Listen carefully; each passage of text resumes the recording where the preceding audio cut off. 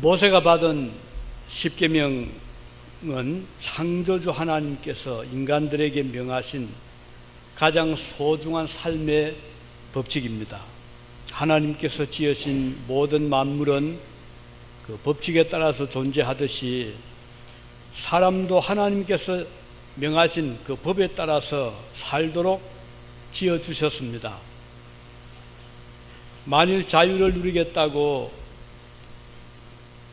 가영 물고기가 물에서 뛰어나와서 육지로 간다면 어떻게 되겠습니까? 그 순간 더 이상 생명을 유지할 수 없잖아요. 물고기는 물에 살도록 하나님이 창조를 하셨습니다. 마찬가지로 사람이 내 마음대로 자유롭게 살겠다고 하나님께서 주신 법을 무시하고 내 마음대로 살아간다면 인간으로서의 존엄성이나 가치를 더 이상 유지할 수 없게 될 것입니다. 하나님께서 우리에게 주신 가장 중요한 법을 우리는 성경에서 찾을 수 있는데 그것이 바로 계명이고 그 계명 중에서 십계명은 대표적인 우리의 삶의 법칙이라고 하겠습니다. 이 계명을 잘 지켜서 행하면 하나님의 복을 받고 천하보다 귀한 인간으로서의 지위와 축복을 누리게 될 것입니다. 이 계명은, 이 십계명은 이스라엘 백성이 애굽에서 구원을 받아 가나안 땅으로 나가던 중에 시내 광야에서 모세를 통해서 우리에게 주셨습니다. 이 십계명을 분석해 보면 크게 두 가지로 나누어지잖아요. 첫째 계명에서 네 번째 계명까지는 사람이 어떻게 하나님을 섬길 것인가에 대해서 말씀을 하고 있습니다. 첫 번째 계명은 오직 하나님만을 섬겨라. 그리고 우상을 멀리해라. 하나님 이름을 망령되게 함부로 부르지 말아라.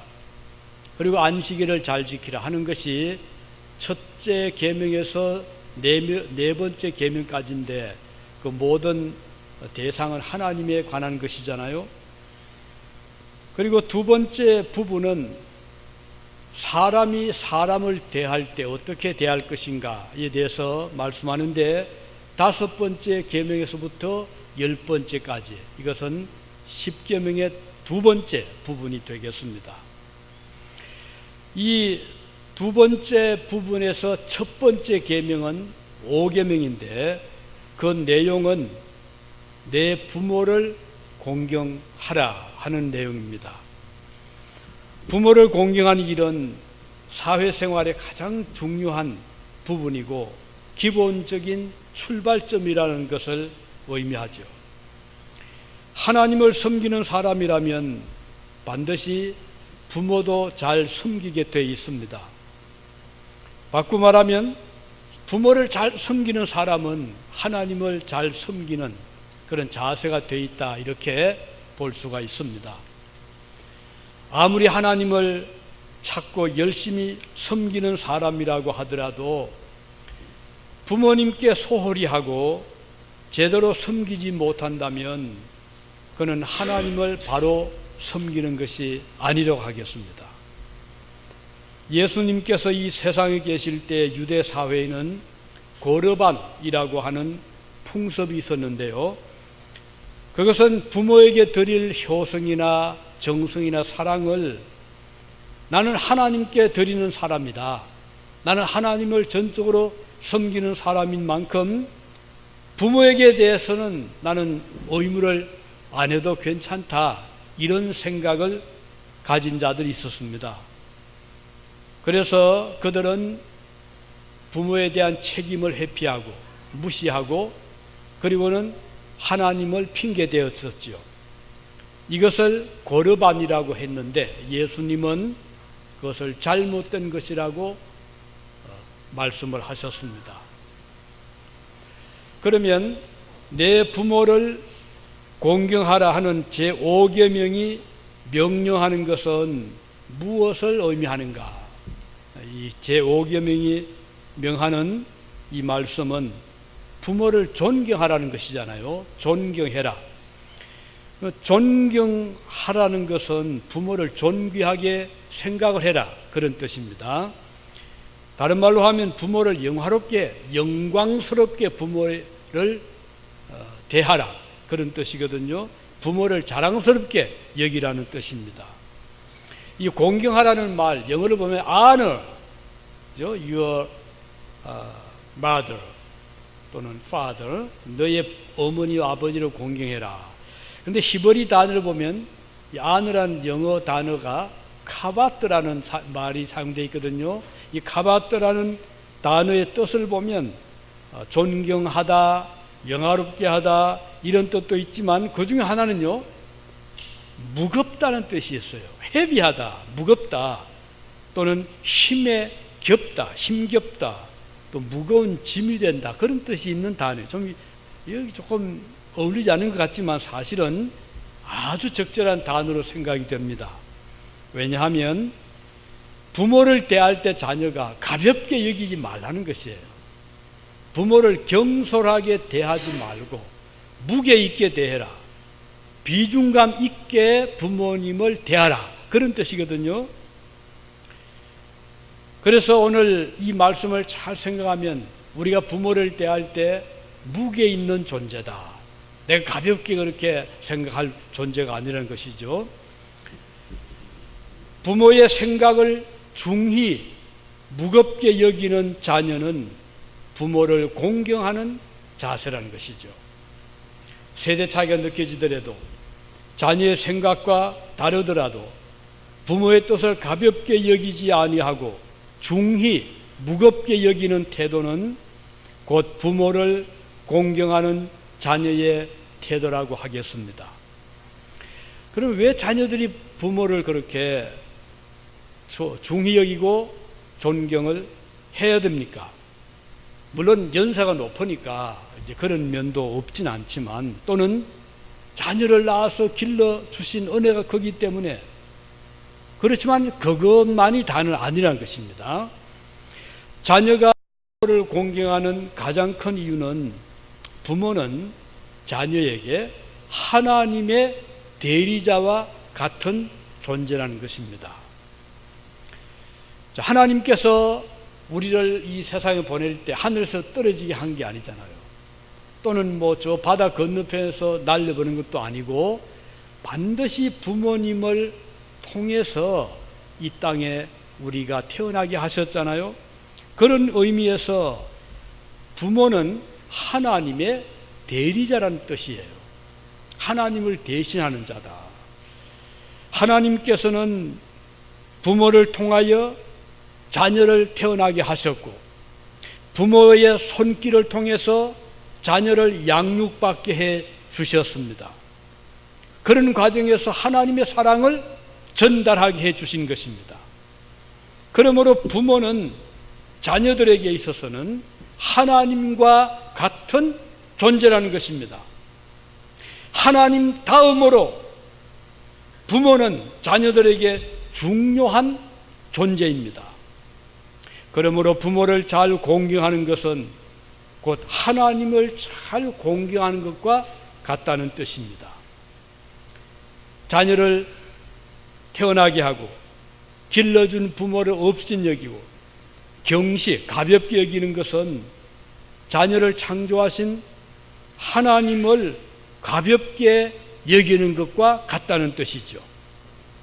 그래서 성경은 하나님 공경과 부모 공경을 같은 레벨에 두고 있습니다. 매우 중요한 뜻이거든요.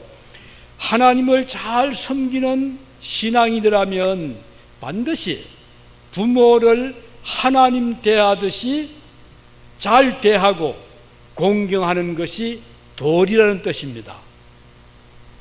그래서 예수께서는 고르반이라는 제도를 잘못된 것이라고 비판을 하신 것이거든요. 우리 성경에 보면 자녀들로 하여금 부모님을 어떻게 대할 것인가 여러 곳에서 교훈하고 있습니다. 신명기 27장 16절에 보면 그 부모를 경홀히, 그 말은 가볍게 이 말이죠. 경홀히 여기는 자는 저주를 받을 것이요 모든 백성은 아멘 할지니라. 이런 말씀이 나와요. 또 잠언서 23장 25절에 보면 내 부모를 즐겁게 하며 너 낳은 어미를 기쁘게 해라. 이런 말씀도 나옵니다. 또 출애굽기 21장 17절에 보면 자기의 아버지나 어머니를 치는 자는, 그 말은 매를 치든 손으로 치든 부모를 치는 자는 반드시 죽일지니라. 아주 엄격하잖아요. 성경에 기록된 이와 같은 말씀들은 자녀들이 부모를 어떻게 대해야 함을 분명하게 알려주고 있습니다. 그런데도 불구하고 많은 사람들은 하나님을 공경한다고 하면서도 부모에게 대하여는 너무나 무책임하고 무관심할 뿐 아니라 더 나아가서 부모의 마음에 상처를 내는 말을 함부로 하고 때로는 가슴에 못을 박는 것 같은 언행을 하는 자들이 오늘 얼마나 많습니까? 자녀들이 나중에 커서 성인이 되고 결혼을 하게 되면 자녀를 이제 얻고 기르게 되잖아요. 그 자녀를 기르면서 어머니의 나를 낳아 길러주신 부모님의 은혜를 그때부터 하나하나 몸으로 체험하게 됩니다. 어린아이가 밤새 잠 못 이루면서 보챌 때 부모의 심정이 이렇구나 하는 것을 비로소 생각하게 됩니다. 내가 이 내 자녀를 기르는 것 못지않게 나의 부모께서도 내가 어릴 때 이런 정성을 쏟아서 길렀구나 하는 생각을 가지게 되는 것입니다. 자신이 낳은 자식에 대한 정성뿐 아니라 자신을 낳아서 길러준 연로한 부모의 은혜를 그때라도 깨닫는다면 그는 참 얼마나 복된 자인지 모릅니다. 그래서 이 부모를 공경하는 것이 성경의 기본적인 교훈이다 하는 것을 볼 수 있고, 그러면 부모를 공경해야 되는 이유가 왜 그러면 우리가 부모를 공경해야 됩니까? 이렇게 질문할 수 있잖아요. 우선 우리가 받은 은혜가 너무 커요. 자녀들은 부모에게 무한한 제한이 없는 인피니트한 빚을 지고 있기 때문입니다. 우리가 받은 은혜가 많잖아요. 하나님께 받은 은혜도 많아요. 자연 공기라든가 햇빛이라든가 물이라든가 생명이라든가 많이 있습니다. 우리 하나님께 우리를 지으시고 모든 것을 공급해 주셨습니다. 그래서 한시라도 하나님의 은혜가 끊어진다면 우리의 생명은 더 이상 연장될 수가 없습니다. 우리 모두는 하나님의 은혜로 하루하루 살고 있으며 일생을 살아가는 존재들입니다. 그런데 하나님께서는 부모를 통해서 우리에게 베풀어 주신 은혜가 참 많거든요. 그래서 이 세상에서는 하나님 다음으로 우리에게 큰 은혜와 사랑을 베풀어 주시는 분은 바로 부모님이십니다. 우리 모두는 부모님 은혜로 세상에 태어났습니다. 그리고 부모님의 온갖 정성 어린 보살핌으로 오늘 여러분과 제가 이 자리에 앉게 되고 서 있게 되었습니다. 부모님의 은혜 없이 내 힘으로 지금까지 성장한 분이 있나요? 그렇게 생각할 수는 있겠지만 그럴 수는 없죠. 자녀들이 아파할 때 그 자녀보다 더 아픔을 겪는 유일한 사람은 우리의 부모님이십니다. 부모님의 희생을 통해서 자녀들은 성장해 갑니다. 부모님은 자녀들이 받는 축복의 경로라고 할 수 있습니다. 오늘 저와 여러분들이 이 자리에 있기까지는 부모님의 한없는 배려와 희생과 헌신이 있었기 때문임을 잊어서는 안 될 것입니다. 자, 우리가 부모님께 받은 것이 많기 때문에 부모님을 마땅히 공개해야 된다. 이거 맞는 말이죠. 그러나 더 큰 이유가 있습니다. 뭔가 하니 부모님을 잘 공경하면 하나님께서 약속하신 축복이 있다는 것이에요. 이 복을 받기 위해서는 부모님을 잘 섬겨야 된다. 성경이 이렇게 말씀하고 있거든요. 에베소서 6장에 보면 이렇게 말씀합니다. 내 아버지와 어머니를 공경하라.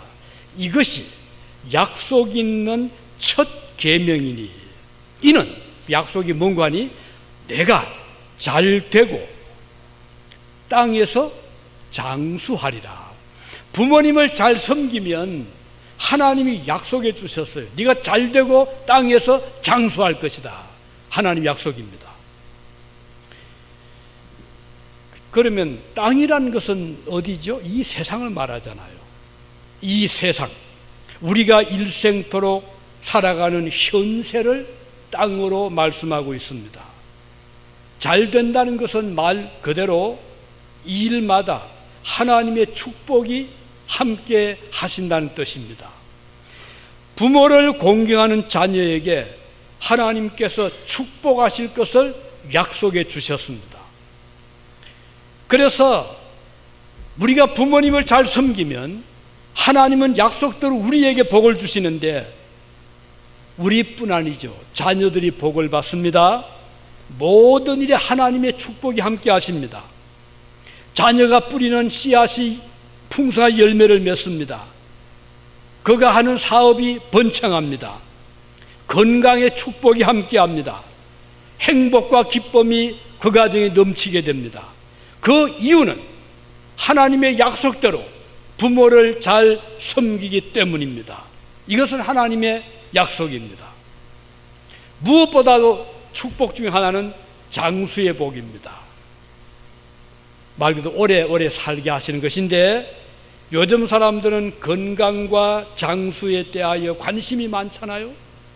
그래서 지금 100세 시대다, 어떻게 하면 건강하게 오래 살 수 있을까? 사람들이 얼마나 관심이 많은지 몰라요. 그래서 웰비 음식이다, 몸에 좋다 한다.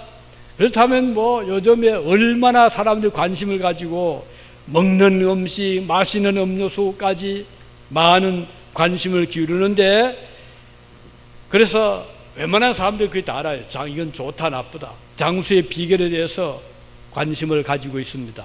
그러면서도 참 우리가 아쉬운 것은요, 하나님의 약속에 대해서는 모르고 있다는 것이에요.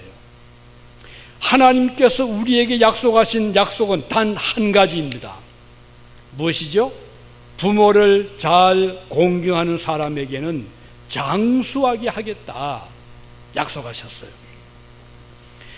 땅에서 잘되고 장수하는 약속은 부모를 잘 공경하는 자들에게 주시는 축복입니다. 그래서 오늘 성도들은 부모님을 잘 섬김으로 이 땅에서 잘 되기를 바라고, 그리고 건강하게 장수의 축복을 누리기를 바라는 것입니다. 자, 그러면은 어떻게 우리가 부모를 공경하고 잘 섬길 것인가? 내가 어떻게 부모를 잘 섬길 것인가? 이게 쉬워 보이지만 쉽지 않거든요. 그래서 우리 성도들은 노력을 해야 됩니다. 저절로 되는 게 아니거든요. 좋은 자녀가 되기 위해서는 우리가 노력을 많이 할 필요가 있습니다.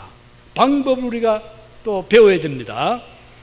오늘 심지어 국가에서도 부모님을 잘 섬기도록 하기 위해서 기념일로 정했잖아요. 미국은 5월 둘째 주일, 한국은 5월 8일 날짜를 정해놓고 이날은 어머니 날이다, 이날 아버지 날이다 하고, 이 정도로 국가적으로 지금 노력을 하고 있지만 그 결과를 보면 그렇게 썩 좋지는 못한 것 같아요. 그러나 우리 그리스도인들은 그런 날 때문이 아니라 성경의 말씀대로 우리가 부모를 잘 섬길 때 복을 받는다는 거 기억하시고, 이제 구체적으로 우리 부모를 잘 섬기는 마음의 자세를 가지시기 바랍니다.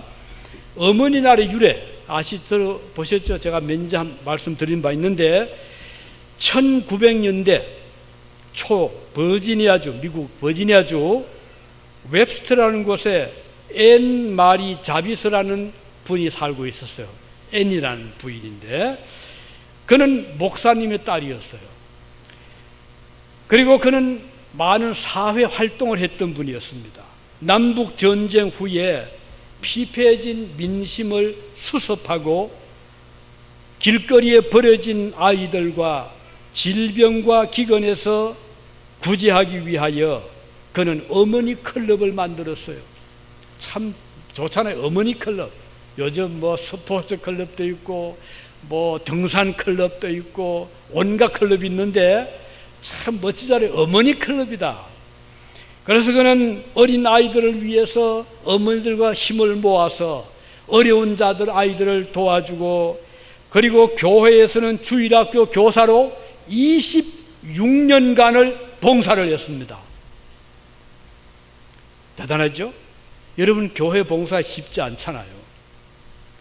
그래서 우리 성가대 봉사 참 어려운 봉사입니다.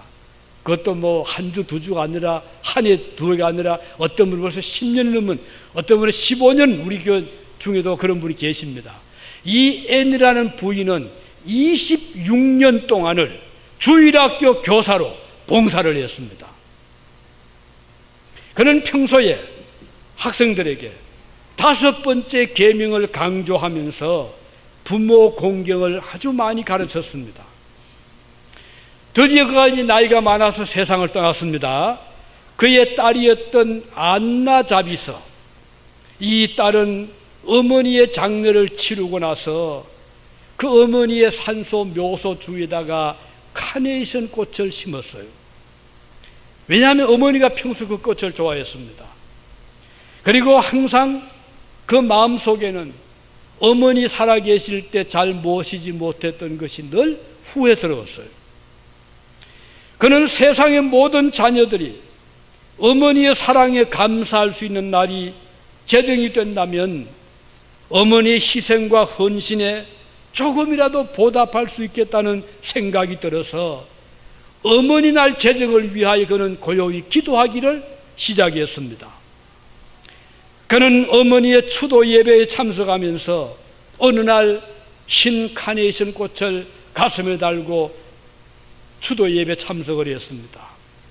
그랬더니 그것을 본 조문객들이 그에게 물었습니다. 꽃을 꽂아 나오셨군요. 무슨 뜻입니까? 그때 그는 대답하기를 어머님이 그리워서 어머님의 산소에 심어둔 같은 카네이션 꽃을 달고 나왔다라고 대답을 합니다. 안나는 그 후 어머니를 잘 모시자는 운동을 벌이면서 1904년도에 여기 와싱턴에 있는 시애틀에서 어머니날 행사를 개최하게 됩니다. 이날에 어머님이 살아계신 분들에게는 빨간 꽃의 카네이션을 가슴에 달아드렸고, 이미 세상을 여인 그런 자녀들에게는 흰 꽃을 달아주면서 어머님의 은혜를 잊지 말자고 강조를 하게 됩니다. 그 후에 미국에서는 1913년도 매년 5월 둘째 일요일을 어머니 날로 정하였고, 점차 이 운동은 세계적으로 퍼져가게 됩니다. 그래서 1914년 윌슨 대통령은 5월 둘째 주일을 어머니 날로 공식 미국에서 선포하게 됩니다. 우리나라에서는 1956년 5월 8일을 어머니 날로 지정해 기념해 오다가 1973년 3월 30일 대통령령으로 각종 기념일 등에 관한 규정이 제정 선포되면서 1974년부터 어머니 날 대신에 어버이날로 명명하고 지키게 됩니다. 그러면 좀 더 구체적으로 우리가 어떻게 하면 부모님을 잘 모실까 몇 가지를 말씀을 드리겠습니다. 우선 부모 공경에 제일 우리가 할 수 있고 누구나 할 수 있고 뭐 어리든 가난하든 부하든 관계없이 부모님을 잘 섬길 수 있는 첫 번째 방법은 부모님의 뜻을 존중하는 것입니다. 이건 누구나 할 수 있잖아요. 뭐 돈 들어가는 것도 아니고 내가 뭐 열심히 뭔가 일을 해서가 아니라 부모님의 마음을 그 뜻을 이해하고 존중하는 것이 첫 번째 길이라는 것입니다. 어떤 중요한 예를 들면 내가 어떤 사업을 하려 할 때 또는 어떤 좀 계획을 세울 때 혼자서 다 세우고 결정한 다음에 통보식으로 하지 말고 그 전에 의논을 하는 것입니다. 중요한 의사를 결정할 때 부모님과 상의를 해드리는 것이 좋은 예라고 하겠습니다. 한 가정에 있어서 부모님의 위치는 비록 연로하여 더 이상 젊음의 패기가 없을 수가 있고 경제력이 없지만 부모님의 권위는 소멸되지 않고 있거든요. 그래서 부모님을 존중하는 마음이 있다면 그 첫 번째 부모님과 상의를 하는 거예요. 어머니, 아버지, 제가 이런 계획을 가지고 있는데 어떻게 생각하십니까? 기도해 주십시오. 그 말 한마디 듣는 부모의 마음은 참 흐뭇합니다. 왜냐하면 인정해 주는 것이잖아요. 존재감을 드러내 주잖아요. 이건 누구나 할 수 있는 거예요. 그래서 부모님과 상의하는 적은 일이든 큰 일이든 혼자 다 결정한 다음에 통보하지 마시고 먼저 부모님과 상의할 수 있기를 바라는 것입니다. 솔로몬 왕은 왕이 된 다음에 이런 말을 합니다. 열왕기상 2장에 보면 내 어머니여 구하소서 내가 어머니의 청을 거절하지 아니하리이다. 자, 이게 보면 솔로몬이 참 아름다운 마음은요, 왕이 되었음에도 불구하고 어머니에게 어머니 어떤 뜻이 계시면 저에게 말씀해 주세요. 제가 들어드리겠습니다. 참 어머니를 이렇게 인정해 주잖아요. 이게 참 중요합니다. 가정에서 부모님 연로하다고 나이 많다고 한쪽 방 구석에 놔두지 마시고 항상 대화도 하고 상의도 한다면 그 부모가 얼마나 기쁘겠습니까? 이게 첫 번째 길이라는 것이에요. 두 번째는 부모님의 뜻을 존중하고 순종하는 것입니다. 에베소서 6장 1절에서 3절에 보면 자녀들아 너희 부모를 주 안에서 순종해라 이렇게 말씀하고 있거든요. 순종이란 부모의 의견을 존중하는 일이기도 하고 실천으로 옮기는 것을 의미합니다. 아브라함의 아들 이삭은 모리아 산으로 올라갑니다.